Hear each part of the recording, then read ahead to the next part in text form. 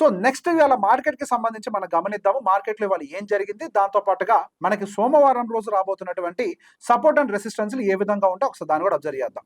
So ఈ రోజు మార్కెట్లో మనకి HDFC bank and Infosys, ICICI bank and SBI ఇవన్నీ కూడా మనకి నిఫ్టీలో పాజిటివ్ కాంట్రిబ్యూషన్ డెలివర్ చేస్తే, అటు Reliance, Tata steel, ITC and LT, ఎంఎండ్ఎం ఇవన్నీ కూడా మార్కెట్లో నిఫ్టీ 50లో కొంత నెగిటివ్ కాంట్రిబ్యూషన్ ఎక్కువగా పెట్టుకొని ఓవరాల్ గా నెట్ కాంట్రిబ్యూషన్ అయితే here and there plus or minus జీరోకి అయితే తీసుకొచ్చారు.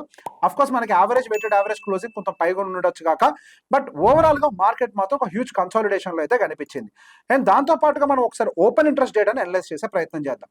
ఓపెన్ ఇంట్రెస్ట్ డేటాను అనలైజ్ చేసే ప్రయత్నంలో మనకి 25,000 దగ్గర చాలా స్ట్రాంగ్ రెసిస్టెన్స్ ఉన్నట్టుగా కనపడుతుంది. ఒకసారి దాన్ని మనం చార్ట్ తోటి క్లబ్ చేసి చూద్దాం. సో చార్ట్ తో మనం క్లబ్ చేసి చూసినా కానీ ఈ 25,000 జోన్ దగ్గర మనకి రెసిస్టెన్స్ కూడా ఉండే అవకాశాలు ఉంది.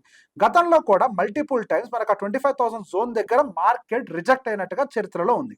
కాబట్టి ఇక్కడ ఉన్న డేటా ప్రకారం and as well as open interest లో ఉన్నటువంటి డేటా ప్రకారం క్లబ్ చేసి చూసినా కానీ మనకి కొంతవరకు అప్ సైడ్ వెళ్ళినప్పుడు రిజెక్షన్ వచ్చే అవకాశాలు అయితే ఎక్కువగానే కనపడుతున్నాయి. అండ్ దాంతో పాటు ఒకసారి ఎఫ్ఐఎస్ కి సంబంధించినటువంటి యాక్టివిటీ కూడా ఎలా ఉందో చూస్తే, వీళ్ళ యొక్క యాక్టివిటీ మాత్రం ఇంకా పాజిటివ్ గా టర్న్ అవుట్ అవ్వలేదు. వాళ్ళు కంటిన్యూస్ గా సెల్లింగ్ లోనే ఉంటున్నారు. అండ్ నిన్న కూడా దాదాపుగా 3,600 కోట్ల వరకు సెల్లింగ్ చేశారు.